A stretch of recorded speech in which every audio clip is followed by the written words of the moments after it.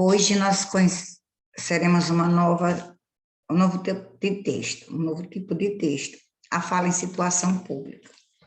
Muitas pessoas têm dificuldade de se pronunciar em público, muitas vezes porque fica nervoso, porque tem problema de dicção, e muitas vezes muita gente não gosta de falar em público, mas hoje nós vamos começar a nossa aula, falando da aula anterior, onde nós vimos,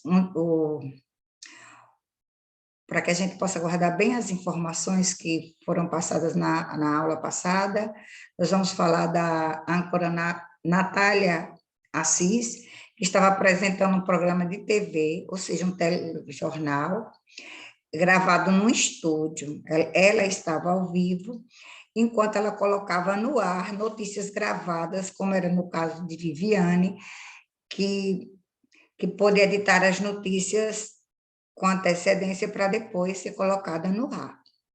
Já os programas gravados com as notícias faladas, as palestras e outros gêneros orais, eles não são espontâneos. Eles contam com um certo tipo de planejamento,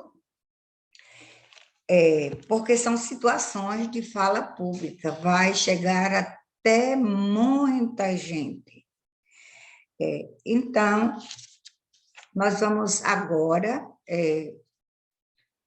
falar sobre o aeroporto de Fortaleza, registramento de turista para o feriado na capital.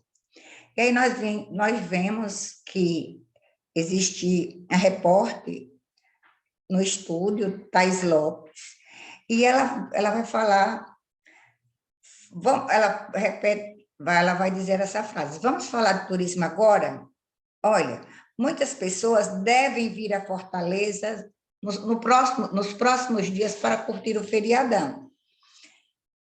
Cerca de 70 mil pessoas ou turistas são esperados. E é para o aeroporto de Fortaleza, que a gente vai agora conversar com a Lívia Baral ao vivo. Porque houve esse pra. No caso, são marcas de oralidade na transcrição. A pessoa que está transcrevendo o jornal escreve na íntegra o que está sendo reproduzido. Ele reproduz o texto falado. No caso aqui, nós vimos que houve uma hesitação por parte da jornalista, e é para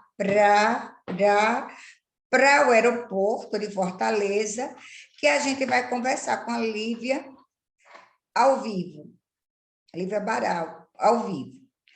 E aí nós vimos que,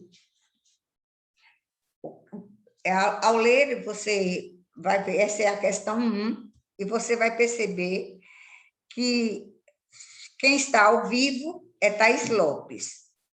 E ela pede também a jornalista Lívia Thais Lopes, pede para a Lívia falar uma notícia, com Lívia Baral ao vivo, né? E Léo Mota também está no estúdio, é outro jornalista. Nós vemos aí Léo Mota, que vai falar: oi, Lívia, como é que está a movimentação por aí agora, hein? Então, esse "em" também é um tipo de marcador de conversa. Esse "em" pode ser um marcador de interação e também pode ser um problema de transcrição no momento da fala. As transcrições, como as as transcrições procuram repetir na íntegra o que está sendo falado, pode repetir nos textos, né, tá, em. Você vai encontrar, aí você pode estar olhando no livro de vocês e circulando essas expressões que são marcadores de conversa. Lembrando que o em também pode representar, pode revelar interação. E por que isso acontece? Porque é uma interação, é uma situação de interação face a face, eles estão olhando um para o outro, com troca de turnos, costumeiramente exige um planejamento mais acelerado, a cabeça está mais acelerada e pode resultar em um monitoramento imperfeito da língua. Para melhor compreender, vocês devem associar os diferentes contextos da produção, a maneira como agem os falantes. Enquanto o livro está no ar, ao vivo, Viviane, lá no jornal anterior, pôde editar a notícia. Pôde editar a notícia. Tais condições contribuem para que uma fala seja mais ou menos fluente e organizada quando ela é editada. Então, com a explicação e relendo o texto da questão 1, vocês vão responder as letras A, B, C e D. Lembrando para vocês que nenhum falante deve ser censurado em razão da variedade linguística. No caso, a variedade linguística aí foi né, tá e em. Todos perguntando. A questão número 2,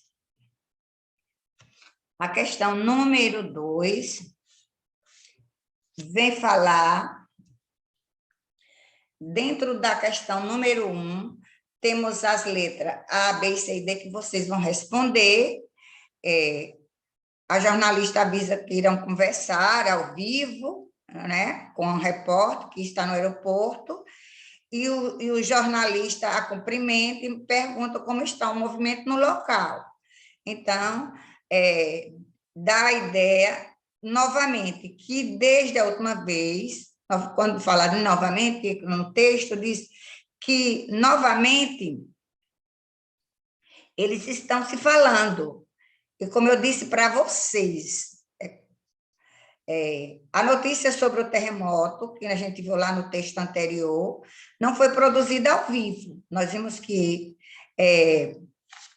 a jornalista, a âncora, estava no estúdio, ela também colocou uma notícia de Viviane ao vivo, mas ela colocou, era uma notícia gravada, e também colocou a videoconferência, que já estava gravada, e também a entrevistada no escritório, lá em Minas Gerais, que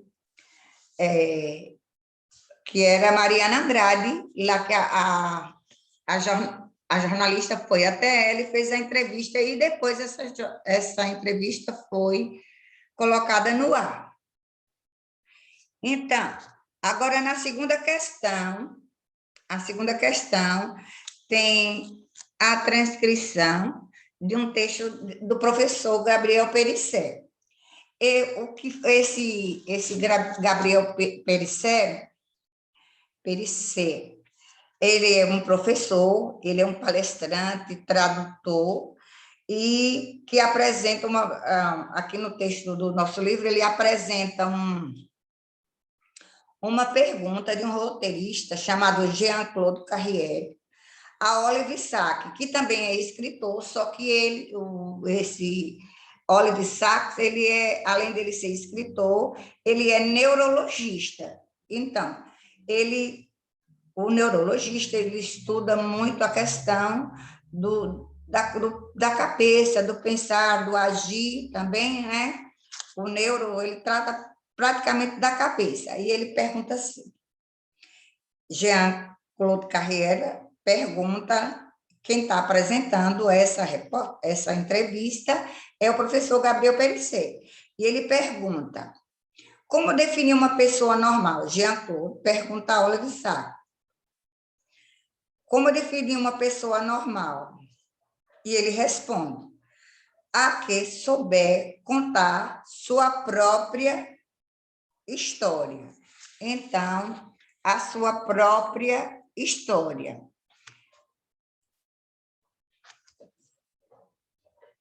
A sua própria história, considerando três aspectos importantes.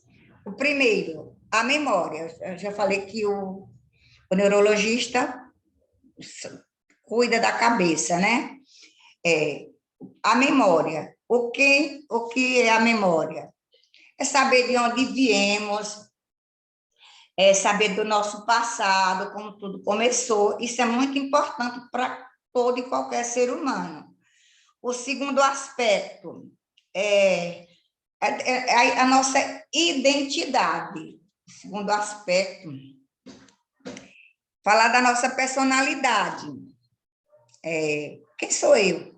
Para que eu nasci? O que é que eu vou fazer na minha vida? O que estamos fazendo com a nossa vida? E ele... qual é o personagem que atua dentro da minha personalidade? Porque eu posso ter uma personalidade bondosa, posso ter uma personalidade agressiva, posso ter uma personalidade carismática. Que tipo de personalidade está atuando em mim? E ele faz um questionamento para o terceiro aspecto. E esse terceiro aspecto, nessa linha de tempo, de relato, é o futuro.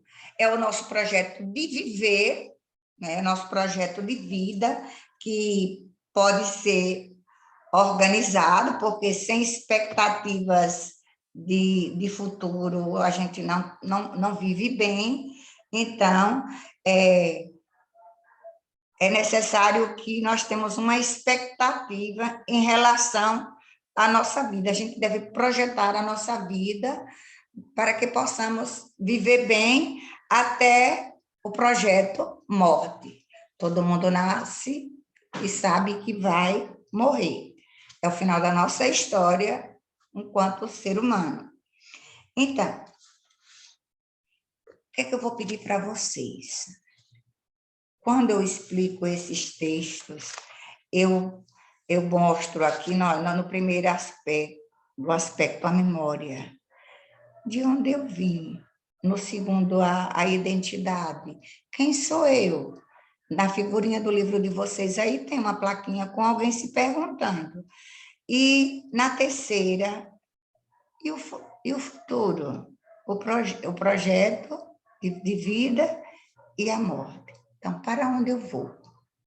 É o questionamento que nós temos para hoje, e vocês vão responder as questões da número 2, com base nas ideias do escritor, a letra B, com as estratégias que o professor empregou para expor o conteúdo, e qual foi a organização que ele fez, que está na plaquinha, né? E qual foi o objetivo dele usar essa estratégia.